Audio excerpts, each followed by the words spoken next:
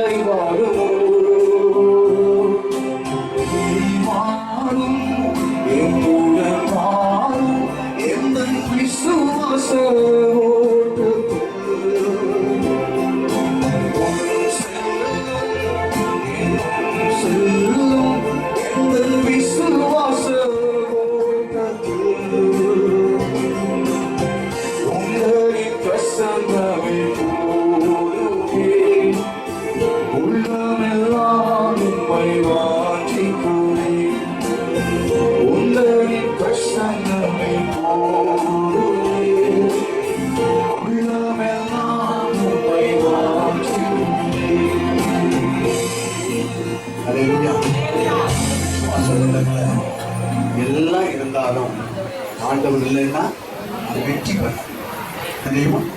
பக்கத்துல கையை கொடுத்து சொல்லுங்க, எல்லாம் இருந்தாலும் ஆண்டவர் இல்லைன்னா அது வெற்றி பெற. உண்மையா சொல்லுங்களா? அதனால 2 பேரும் ஹஸ்பண்ட் ஒய்ஃபு தான் இருக்கிறீங்க, தைரியமா கையை கொடுங்க, ஒன்றும் பயப்பட வேண்டாம். சரியா? அப்ப நம்ம மோட்டத்துல யாரு கூட இருக்கணும்? யாரு கூட இருக்கணும்? ஆண்டவர் யார் கூட இருக்கணும். எத்தனை பேர் நம்புறீங்க? எத்தனை பேர் நம்புறீங்க? உண்மையா சொல்றீங்களா? யாபேசு உங்களுக்கு பெரிய துக்கமா இருந்தோம், கர்த்தர் சமூகத்துல ஜெபித்து அவரை மேல கொண்டு வந்ததா அவர் சொல்றான், ஆண்டவரே நீங்க என் கூட இருக்கணும். நீங்க நான் உண்மையா சொல்றேங்க, நம்ம எல்லாரும் சொல்லணும் என் கூட ஆண்டவர்.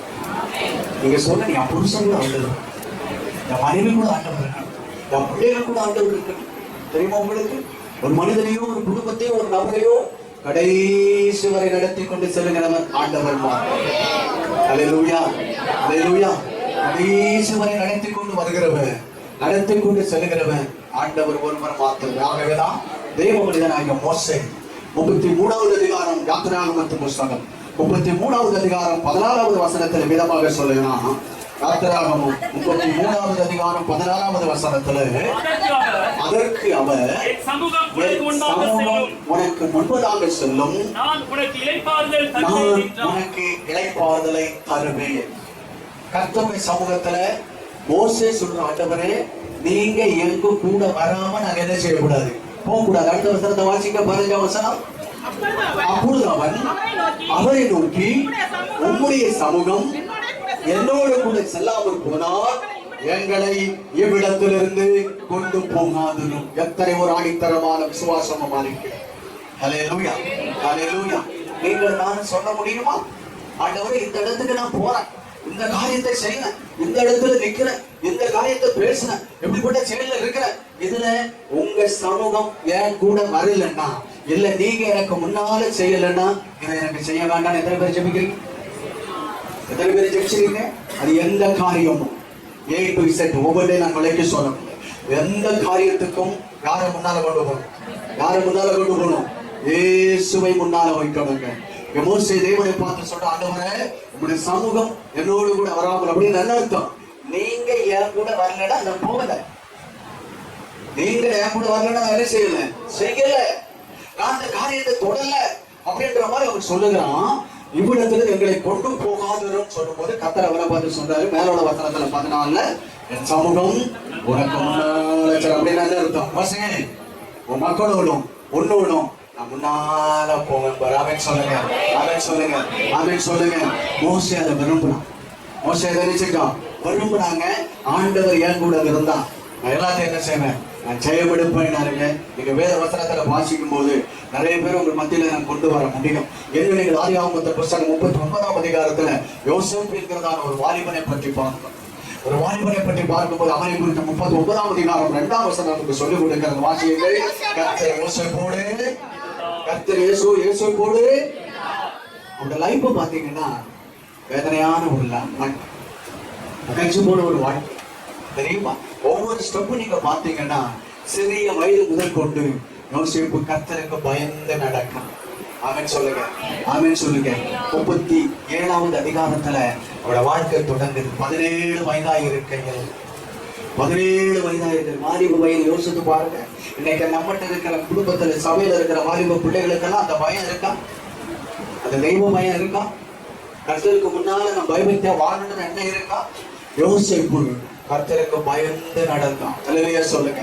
37 39 அதிகாரத்துக்குள்ள நடுவுல வரும்போது அவனுக்கு நிறைய ப்ராப்ளங்கள், நிறைய போராட்டங்கள், நிறைய பிரச்சனைகள் இவ எல்லாவற்றையும் சந்தித்துக் கொண்ட நம்ம நினைக்கிறேன் இயேசுகிட்ட வந்துட்டேன்னா இயேசு நம்மளை தூக்கி கொம்புல வைப்பாரு. வேதத்துல வாழ்ந்த எல்லா பரிசுத்தவான்களை கர்த்தருடைய பிள்ளைகளை பாருங்க. ஒரு மனிதனை கர்த்தர் உயர்த்தணும்னா அவனை கீழே போட்டு மிதிக்கிற நிலைமையில கர்த்தர் கொண்டு போவார். சோதனை வரமாட்டேங்குது, சோதனை வரமாட்டேங்குது. நம்ம நினைக்கிறோம் நாம் போன என்ன செய்யணும், அப்படியே தூக்கிட்டு போய் கர்த்தர் சில நேரங்கள்ல நம்மளை அறியாம போற உயர்வு நம்மளை அறியாம கிளம்பும்.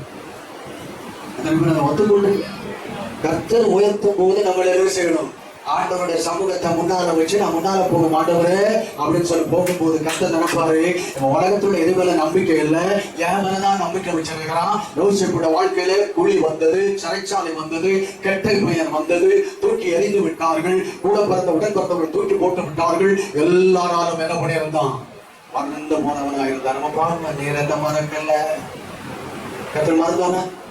சகோதரா, சகோதரி, சபையே, தேவ பிள்ளையே, வாலிப தம்பி, தங்கச்சி, கர்த்தர் மறந்தாரா?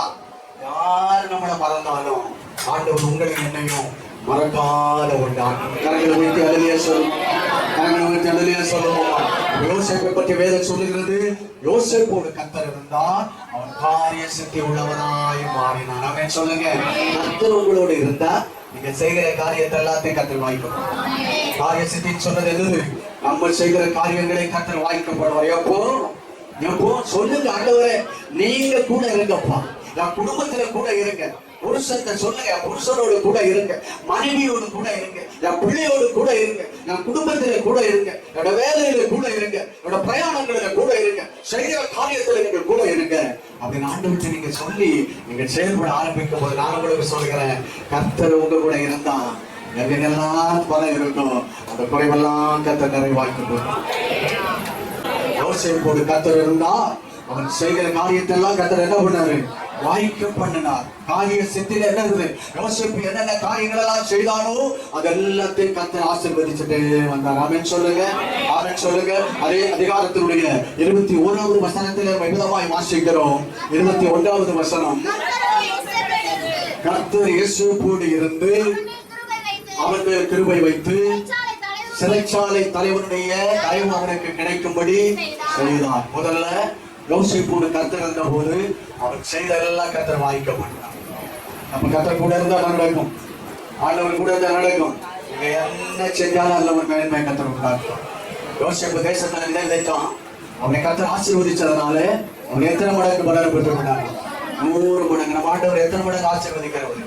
வேதம் சொல்றது 2 மடங்கு ஆசீர்வதிக்கிறவரு, 7 மடங்கு ஆசீர்வதிக்கிறவரு, 100 மடங்கு ஆசீர்வதிக்கிறவரு, 1000 மடங்கு ஆசீர்வதிக்கிறவர். படிச்சிருக்கிறோமா? 7 மடங்கு ஆசீர்வதிக்கிறவரு, 7 மடங்கு ஆசீர்வதிக்கிறவரு, 100 மடங்கு ஆசீர்வதிக்கிறவரு, 1000 மடங்கு. உங்களுக்கு எவ்வளவு வேணும்? சில பல்லுகள் தெரியுது, சில பல்லுகள் தெரியும். என்ன ஆசீர்வாதத்தை விரும்புறீங்க? அதை சொல்றாங்க, 1000 மடங்கு கர்த்தர்கள் என்ன செய்வார்கள்? உபாகம் 1:11 நினைக்கிறேன், நீங்கள் இருக்கிறபடியே கர்த்தர்கள் என்ன செய்வாரோ 1000 மடங்கு ஆசீர்வாதம். கர்த்தர் சொல்லுங்க, எல்லாருக்கும் ஆசீர்வாதத்தை எடுப்புங்க. கர்த்தர் கூட இருந்து எத்தனை மடங்கு ஆசீர்வாதம்? நான் உங்களுக்கு சொல்றேங்க, அன்பான சபையை தெய்வ பிள்ளையே, தற்சமயத்தில் இருக்கிற சூழ்நிலையை பார்க்க, இப்ப இருக்கிற நிலைமை என்ன செய்யாதீங்க, பார்க்காதீங்க, கையை கொடுத்து சொல்லுங்க, 1000 மடங்கு கர்த்தர் நம்மளை ஆசீர்வாதம். எத்தனை மடங்கு? எத்தனை மடங்கு? 1000 மடங்கு. யோசித்து பாருங்க. உங்களுக்கு எல்லாம் பெரிய ஒரு சந்தோஷம் என்னன்னா, 2 மடங்கு வேண்டாம் பாஸ்டர், 7 மடங்கு வேண்டாம் பாஸ்டர், 100 மடங்கு எங்களுக்கு வேண்டாம் பாஸ்டர். எத்தனை மடங்கு ஆசீர்வாதம்? எத்தனை மடங்கு ஆசீர்வாதம்?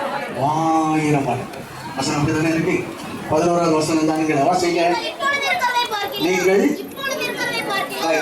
இந்த வசனத்தை படிச்சுட்டு இருக்கும்போது பக்கத்தில் ஒருத்தர் கை பிடிச்சு சொல்லணும்.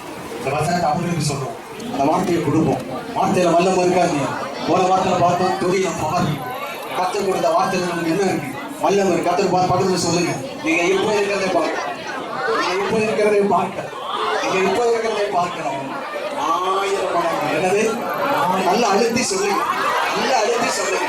1000 மடங்கு சொல்லுங்க.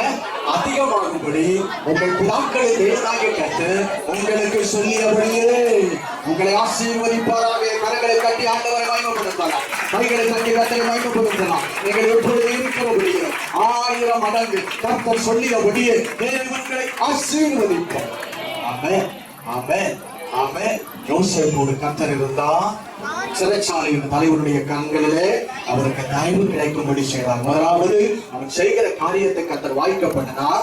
இரண்டாவது போகிற எல்லா இடங்களிலும் அவனுக்கு தயவு கிடைக்கும்படி ஆண்டவர் என்ன பண்ணாரா? உதவி செஞ்சார். அல்லேலூயா சொல்லுங்க. தயவு உண்டாக்குறவர் யாரு? தயவு உண்டாக்குறவர் யாரு? ஆண்டவர் தாங்க, ஆண்டவர் தான். அடுத்து நீங்க அப்படியே நீங்க வந்துட்டீங்கன்னா கொஞ்சம் நீங்க வந்தீங்கன்னா 1 சாமுவேல் 18ஆம் அதிகாரத்துல 16வது வசனத்துல தாவீதை பற்றி படிக்கணும். 1 சாமுவேல் 18ஆம் அதிகாரம் 16வது வசனத்தை வாசித்து பாருங்க. தாவீது தன் செய்கைகள் எல்லாம் புத்திமானாய் நடந்து கொண்டான். கர்த்தர் அவனோட கூட இருந்தான். முதல்ல கர்த்தர் கூட இருந்தா என்ன இருக்கும்? செய்கிற காரியங்களை வாய்க்க பண்ணுவோம். இரண்டாவது கர்த்தர் கூட இருந்தா என்ன இருக்கும்? சொல்லுங்க, சத்தமா சொல்லுங்க. தயவு கிடைக்கப்படுவான், தயவு கிடைக்கப்படுவான். எஸ்தர் ராஜாத்திக்கு ஆகாஸ்வேர் ராஜாவுடைய கண்களில் தயவு கிடைக்கப்படுறது யார்? ஆண்டவர். ஆண்டவர் தயவு கிடைக்கப்படுகிறவர். 3வது தாவீதை குறித்து படிக்கும் போது தாவீது செய்களெல்லாம் புத்திமானாக நடந்து கொண்டார். காரணம் கர்த்தர் அவனோடு கூட இருந்தார். அல்லேலூயா. கர்த்தர் உங்க கூட இருந்தா ஒரு வேலையில புத்திமானா இருப்பீங்க, அலுவலகத்துல புத்திமானா இருப்பீங்க, நீங்க இருக்கிற இடங்களில புத்திமானா இருப்பீங்க. அந்த புத்தி யாரு கொடுக்கிறார்? கர்த்தர் கொடுக்கிறவரா இருக்கிறார். அல்லேலூயா. ஒருமுறை சாலமோன் ராஜா ஆண்டவருக்கு முன்னால உட்கார்ந்து சொன்ன, ஆண்டவரே இந்த ஜனங்களை நடத்துவதற்கு வேண்டிய ஞானத்தை எனக்கு தாரும். என்ன அர்த்தம்? எனக்கு புத்தியை தான் கேட்ட. எத்தனை பேர் கேட்கறீங்க? எத்தனை பேர் கேட்கறீங்க?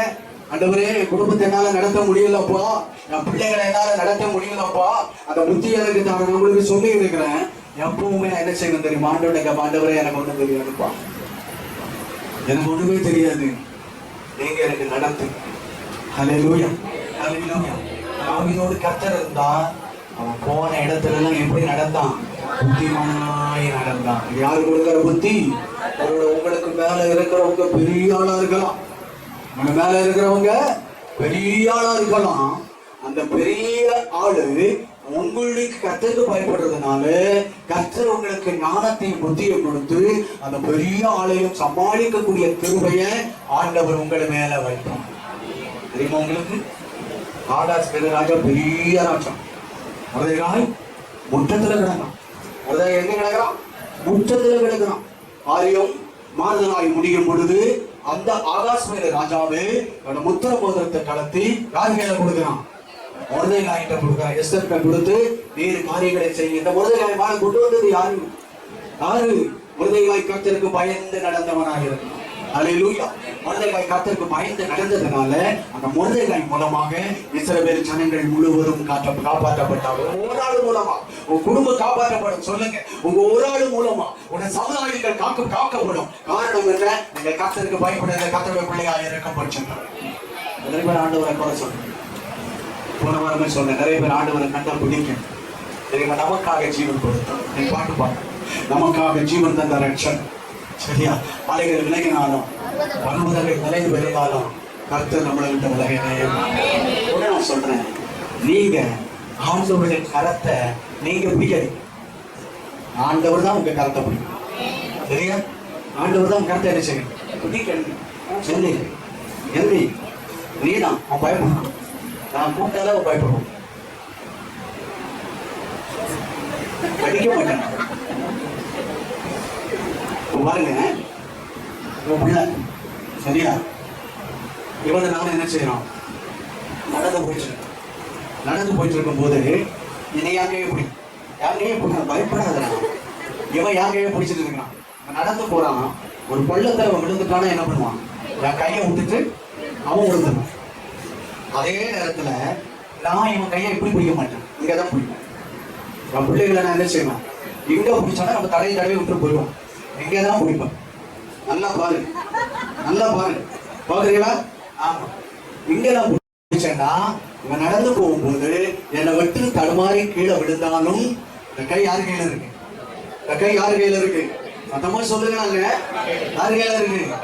என் கையில இருக்கு. நான் என் கையில இவன் கை இருக்கிறதுனால இவன் கீழே விழுந்தாலும் அவனை கீழே விட மாட்டேன். என் கை இவனை அப்படியே தொட்டு கை இருக்கா இருக்கா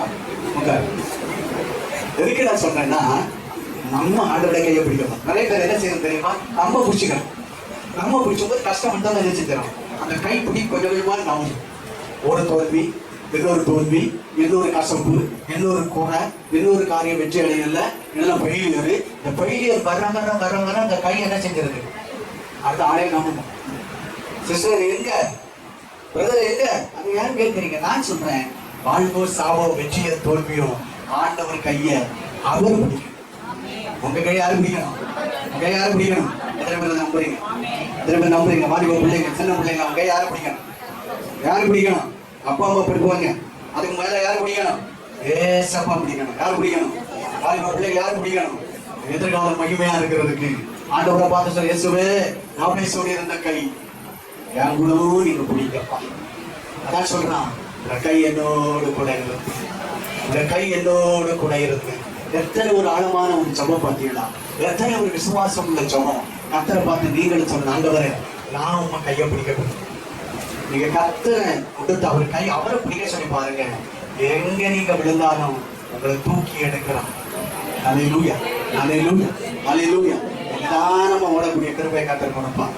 எபிரேயர் 12:1 சொல்றது, வேகம் போல எத்தனை சாட்சிகளை சொல்லிட்டு கொண்டிருக்க வாரமான யாவற்றையும் அவரை சுற்றி நிறைவேற்கிற பாவத்தை தள்ளிவிட்டு விசுவாசத்தை தவுக்கிறவர் முடிக்கிறவருமாகிய இயேசுவை நோக்கி என்ன செய்யணுமா? அவருக்கு நியமித்திருக்கிற ஓட்டத்துல எத்தனை பேர் சொல்லுங்க, ஆண்டவரே எப்போது நீங்க என் கூட இருங்க. தெரியுமா உங்களுக்கு? நீங்க என் கூட எதை செய்யுங்க, எப்போது கூட இருங்க. ஆண்டவர்கிட்ட அப்படின்னு என்ன அர்த்தம்? என்னுடைய எல்லா காரியத்துல என்ன செய்யணும்? தேவனுடைய செயல்பாடு, தேவனுடைய நடத்துதல், தேவனுடைய ஆளுகை, தேவனுடைய எல்லா செயல்களும் எல்லா காரியத்திலும் இருக்கணும்னு ஆண்டவன் என்ன செய்யணுமா? நம்ம பற்று கொள்ள வேதம் நமக்கு கற்றுக்கொள்ளும். அல்லேலூயா. யோசுவா புத்தகம் 1:5 சொன்னாரு, நான் மோசையோடு இருந்தது போல உன்னோடு இருப்பேன். நல்லதே சொல்லுங்களா? யோசுவா சொல்றாரு, மோசே கூடவே இருந்தவன் யோசுவா மோசேயுடைய எல்லா காரியங்களையும் பார்த்தவன். மோசேயுடைய காலம் முடிந்த போது கர்த்தர் யோசுவாவை பார்த்து சொன்னார், யோசுவாவே நான் மோசேயோடு மட்டும் இருக்கல்ல, நான் உன்னோடு கூட இருப்பேன். காரணம், நான் உன்னை விலகுவதும் இல்லை, கைவிடுவதும் இல்லை. நிறைய பேர் விளையிடுவாங்க. சூழ்நிலை வரும்போது நிறைய பேர் விளையிடுவாங்க. சாகர வரைக்கும் விலகாத ஆண்டவர் யாரு? நம்புறீங்களா? முதல்ல கை விட்டு சொல்லுங்க. சாகர வரைக்கும் விலகாதவர் ஆண்டவர் ஒருவர் மாத்திரம். கர்த்தருடைய காரணம் என்ன காலம் தெரியுமா? பாட்டு புஸ்தகம் கர்த்தருக்கு மகிமை உண்டாகட்டும் 2ஆம் அதிகாரம் 6ஆம் வசனம் சொல்லுது, அவர் இடது கையின் தலைக்கு வலம் கருத்தாலே வாசிங்க வசனம். அந்த இடது கை தலைக்கு எத்தனை மேன்மையான ஆண்டவர் பார்த்தீங்களா? இந்த ஆண்டவரை விட்டு நம்ம எல்லாம் பின்னால போறதுக்கு என்ன வருமாங்க? என்ன வருமா? ஆண்டவரை விட்டு வழி விலகிறதுக்கும் இந்த ஆண்டவர் எனக்கு தேவையில்லைன்னு சொல்றதுக்கு என்ன வருமா? இங்க உலக பாட்டு வாய்ப்புன்னு எழுதுகிறான், அவர் இடதுகையன் தலைக்கு. இடதுகை எங்க இருக்கான்? அந்த கற்பனை பண்ணி பாருங்க. நீங்க கண்ணீர் விடும்போது, வேதனை படும் போது, துக்கப்படும் போது, அழும் போது, அங்கலாய்க்கும் போது, பதறும் போது யாரும் பக்கத்துல இல்ல, ஆண்டவர் உங்க கூட வந்து பக்கத்துல சொல்வார், மகனே மகனே நான் கையை வந்தாலே வைக்கிறப்பான்.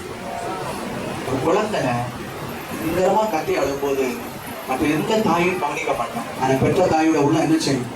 பெற்ற தாயோட உள்ள என்ன செய்யும்? துடிக்கும். உடனே ஓடி வந்து என்ன செய்வாங்க? அந்த குழந்தை அப்படியே அது மூக்கு விடுவதோ, வாய் விடுவதோ, எப்படி கிடக்குதோ அதை குறித்து அவங்களுக்கு, பெற்றோருக்கு அதை குறிச்ச கவலை. நான் பார்க்கிறேன் நிறைய பெற்றோர்கள் இந்த குழந்தைகளுக்கு சளி வரும் பார்ப்பாங்க. நான் கண்ணால பார்ப்பேன். சில அம்மா பிள்ளைகளோட மூக்கை வச்சு உழிஞ்சு தட்டுவாங்க. இன்னைக்கு நம்ம நினைப்பது அருவருப்பு. இன்னைக்கு உட்கார்ந்து இருக்குதுல்ல, இன்னைக்கு உட்கார்ந்து இருக்குது. எத்தனை பெற்றோர் நம்ம பிள்ளை மூக்கு உடம்பு உழவும் போதெல்லாம் அருவருப்பை பார்க்கறது. ஏன் ஆண்டவர் நம்மகிட்ட அருவருப்பு இதெல்லாம் பார்க்க அவர் பார்க்கிற ஒரே ஒரு அருவருப்பு அவருக்கு முதலாம பாவம் செய்யணும். ஆமீன் சொல்லுங்க, ஆமீன் சொல்லுங்க, ஆமீன் சொல்லுங்க. காட்சியோடு எழுதுறாரு, அவர் தலை என்ன பண்ணுதான்? என் தலையின் கீழே அவங்க நமக்கு தலையாடையா இருக்கு. எப்படி இருக்காரு? அழுதாங்க. அழுதுக்கு என்ன பண்ணுதான்? அழுதுக்கு என்ன செய்யலாம்? அந்த கற்பனை கொஞ்சம் பாருங்களா. ஒரு தாய் நான் பிள்ளைங்க இந்த தோல்ல தீர் போட்டு வளர்க்க என்ன செய்யும்? எந்த அழுகுற குழந்தையும் பாருக்கலாம், எந்த அழுகுற குழந்தையும் பாரு. அப்பா தூக்கினா கூட சில அழுகை நிறுத்து மாத்திருக்கா.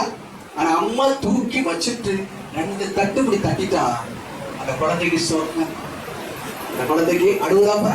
இதுதாங்க ஒரு தாயினுடைய அன்பு, என் ஆண்டவருடைய அன்பு அதை விட மேலான. அல்லேலூயா. வேதனை, கஷ்டம், வறுமை, வியாதி, பிரச்சனை, போராட்டம், தனிமை உணவு வரும்போது ஆண்டவர் மாதிரி அப்படியே சாஞ்சு பாருங்க. என் ஆண்டவர் உங்களை தூக்கி தலை மேல அப்படியே வச்சுட்டு அவர் கையை வச்சுட்டு வலது கை கொடுத்து என்ன செய்யறாராம்? அணைக்கிறது என்ன அர்த்தம்?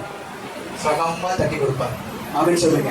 சில நேரங்களை நம்ம தட்டும் போது வலிக்கும், நம்ம தட்டும் போது என்ன செய்யும்? வலிக்கும். ஆனா ஆண்டவர் நம்மளை அணைக்கும் போது என்ன செய்யாமா? வலியே இருக்காது. இல்லையா சொல்லுங்க. அதுதாங்க தெய்வம் நமக்கு செய்யக்கூடிய. இதைதான் இவன் சொன்னா. யாபேஸ் ஆண்டவரே கையனோடு என்ன செய்யணும்? ஒரு காலத்துல துக்கமா இருந்தேன், வேதனையில இருந்தேன், தூக்கி எறியப்பட்டேன், கண்டு கொள்ளாம இருந்தேன், ஆதரவற்று இருந்தேன், அனாதையாக இருந்தேன். ஆண்டவர் எனக்கு எவ்வளவு உதவி செய்திருக்கிறேன். இதோட என்னை விட்டுவிடக் கூடாது. கை என்ன செய்யணும்? என் கூட இருக்கிற நிறைய வசனம் உண்டு.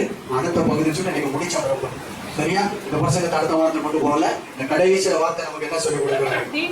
தீங்கு என்ன செய்யக்கூடாது, தீங்கு என்ன செய்யக்கூடாது. ஏன் அப்படின்னா ஏற்கனவே நான் துக்கமா இருக்கு. இந்த துக்கத்துல இருந்து ஆண்டவர் என்ன தூக்கி கொண்டு வந்தாரு. மறுபடியும் நான் என்ன செய்யக்கூடாது? துக்கப்படுற அனுபவத்துல போடக்கூடாது. இந்த கதை என் கூட இருக்கிறது மட்டுமல்ல, தீமைகள் என்னை துக்கப்படுத்தாதபடி என்னென்ன செய்யணும்? காத்துக் கொள்வதற்காக அதை ஒப்பு கொடுத்து அவனது வார்த்தைகளை சொன்னான். என்ன விஷயம்னு சொன்னா, தீமை விளைவிப்பவர்களிலிருந்து என்னை விலைக்கு காத்துக்கொள்ளும்னு சொன்னான். தெரியுமா? தீமையா எது எனக்கு எதெல்லாம் வருதோ அதுல எல்லாம் எனக்கு என்ன செய்யணுமா? விலைக்கு காக்கணும். இந்த தீமைன்ற முதல் காரியத்தை நான் சொல்றேன், பாவம். பாவம் மனிதனுக்கு என்ன செய்கிறது? தீங்கு விளைவிக்க. அது எந்த பாவம்? தண்ணி அடிக்கிற பாவம், தம் அடிக்கிற பாவம், வேற என்ன? பொடி போடுற பாவம், வெத்தலை போடுற பாவம், அடுத்து என்னது? ஏதோ அடுத்து போய் பேசுற பாவம், புத்தலாட்டம் பண்ற பாவம், கோபப்படுற பாவம், சிலர் வேணும்னு உடனே என்ன செய்வாங்க? பொறாம பண்ற பாவம், புரணி பேசுற பாவம். இதெல்லாம் நம்ம வேதத்துல இருக்கு இல்லையா? வேதம் சொன்ன வேதம் நம்ம கற்றுக் கொடுக்குது. ஆண்டவரே மறுபடியும் இந்த தப்பெல்லாம் என் வாழ்க்கையில வந்து நான் என்ன செஞ்சிடக்கூடாது. மறுபடியும் நான் துக்கம் அடைய காரணம் நான் ஏற்கனவே துக்கம் உள்ளவனாகிறது அப்படின்னு சொல்லுங்க. இந்த பழைய துக்கத்துக்கு என்னை கொண்டு போக கூடாது. நீர் என்னை பாதுகாத்துக் கொள்ள என்ன சொல்லிக்கிறான்? நீர் என்னை பாதுகாத்துக் கொள்ளுது. 127 வசனம் சொல்லுது, கர்த்தர் உன்னை எல்லா தீங்குக்கு விலைக்கு என்ன செய்வாரா? பாதுகாப்பான். ஆண்டவர் நம்மளை என்ன செய்கிறாரு? எல்லா தீங்கு என்ன தீங்கு நம்ம நினைப்போம் ஆபத்துக்கு மட்டும்தான். இல்ல நம்ம வாழ்க்கையில நம்ம அறிந்தும் அறியாமல் வருகிற பாவங்களுக்கும் தேவன் நம்ம என்ன செய்வாராம்? விலைக்கு காப்பார். நம்ம சொன்ன ஆண்டவரே தீங்கு என்னை துக்கப்படுத்தாதபடிக்கு, தீமை என்னை துக்கப்படுத்தாதபடிக்கு, அந்த தீமையினால் என் வாழ்க்கை மறுபடியும் கீழே போகக்கூடாது. ஆண்டவரை அறிந்து கொண்ட நான், ரட்சிக்கப்பட்ட நான், அபிஷேகம் பெற்ற நான், சபையில் இருந்து கொண்டிருக்கிற நான், மறுபடியும் இப்படிப்பட்ட தீமைகளும் இப்படிப்பட்ட துக்கங்களும் பாவங்களும் என்னோட வாழ்க்கையில வந்து மறுபடியும் என்னை என்ன செய்யக்கூடாது. அந்த துக்கத்துக்குள்ள என்னை கொண்டு போகாதபடி என்னை விலைக்கு காத்துக்கொள்ளும், என்னை விலைக்கு காத்துக்கொள்ளும்.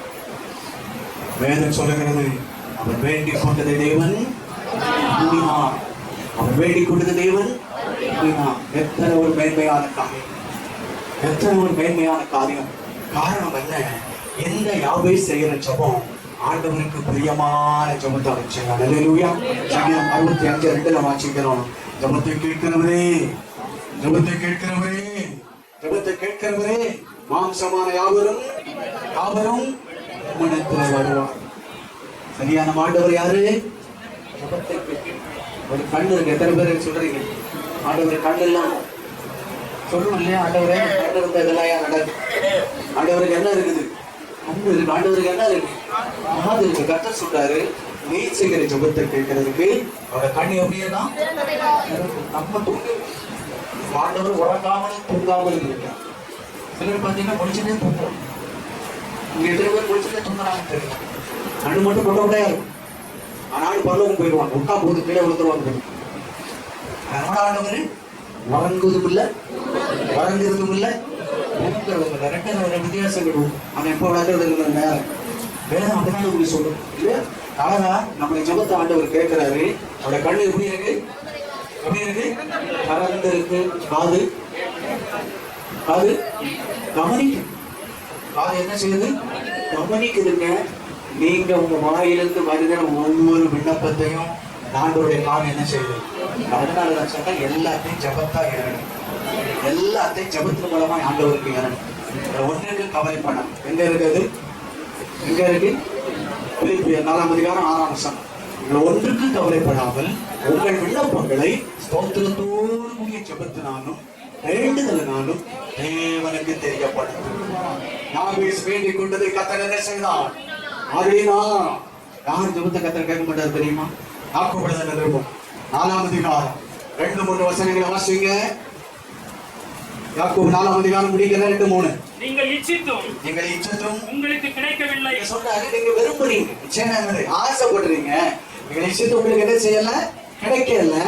நீங்கள் கொலை செய்தும் பொறாமை உள்ளவர்களாயிருந்தும் அடையாமல் போகிறீர்கள். நீங்கள் சண்டையும் யுத்தமும் பண்ணியும் நீங்கள் விண்ணப்பம் பண்ணாமல் இருக்கிறதுனால உங்களுக்கு என்ன செய்யல, சித்திக்கிறேன்னு அந்த கிடைக்கல. அடுத்த வசனம் சொல்லுது, நீங்கள் விண்ணப்பம் பண்ணியும் உங்கள் இச்சைகளை நிறைவேற்றும்படி செலவழிக்க வேண்டும் என்று தகாத விதமாய் விண்ணப்பம் பண்ணுகிறபடியினால் பெற்றுக் கொள்ளாமல் இருக்கிறீர்கள். இதை யார் எழுதி வச்சிருக்கிற? ஆவியானவர் எழுதி வச்சிருக்கிறார். என்ன நம்ம ஜபத்துக்கு பதில் வரலன்னா நம்ம நினைக்கணும் தகாத விதமான விண்ணப்பம். ஒரு காரியத்தை சொல்லி முடிக்கிறேன். ஆண்டவர் ஜபிக்கிற நபரை பார்க்கல, அந்த ஜபிக்கிற நபரோட வாயிலிருந்து வருகிற வார்த்தைகளை கர்த்தர் பார்க்கணும். ஆமென் சொல்லுங்க, ஆமென் சொல்லுங்க, ஆமென் சொல்லுங்க. ஆண்டவர் ஜபத்தை பார்க்கவில்லை, ஜபிக்கிறவரை கர்த்தர் பார்க்க. புரியுதா உங்களுக்கு? நம்ம ஜபத்தை கர்த்தர் பார்க்கல. நான் எப்படிப்பட்ட ஆளு, இந்த ஜபத்துக்கு நான் வந்திருக்கிறேன், ஜபம் பண்ண வந்திருக்கிறேன், என்னோட வாழ்க்கை எப்படி இருக்கு என்பதை கர்த்தர் கூர்ந்து கவனித்தாரு. யாபேச கர்த்தர் கூர்ந்து கவனித்தாரு. அவன் செய்கிற ஜபம் ஆண்டோட சமூகத்துல போனது. கர்த்தரோட வசனம் சொல்லுது, அவன் வேண்டிக் கொண்டதை ஆண்டவர் செய்தார். அவன் செய்கிற ஜபத்தை கர்த்தருக்கு இப்போ 9ஆம் 10ஆம் வசனத்தை சொல்லலாமா? சகோதரை பார்க்கலும் மாணவனை துக்கத்தோடு பெற்றேன் என்று சொல்லி அவனுக்கு யாபேஸ் என்று பெயரிட்டார். தேவனை நோக்கி ஆசீர்வதித்து என் எல்லையை பெரிதாக்கி உபதிக்காரன் எல்லோரிடந்து தீர்களில் துக்கப்படுத்தாதபடி அவர்களை விலைக்கு காத்தவர்கள் என்று வேண்டிக் கொண்டான். அவன் வேண்டிக் கொண்டதை முடிப்போம்.